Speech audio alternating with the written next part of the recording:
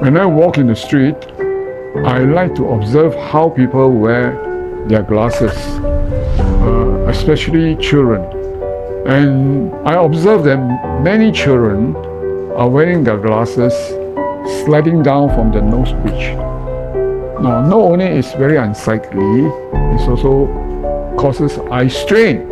This one, I even encounter parents who told me that the boys and the girls not just replace their glasses once a year, often 2-3 times or even 4 times a year, because they mishandled their glasses, and caused breakage. So I decided to develop kids eyewear that are most resilient to rough handling by kids. So that was how Eyelet was born. Following up, a family of eyewear was born. Urband, Glossi and Eyelet.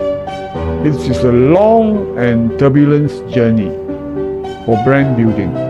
I went through sweat and toil. Very difficult time. But I have no regrets. However, Eyelet now is the #1 brand for kids high-end in France and also in China. In China now, we operate an office in Shenzhen. And for our products, we have won many international awards.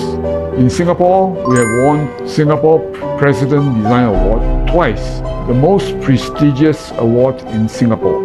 We won also IF Gold and Red Dots several times. Also IFOT Japan.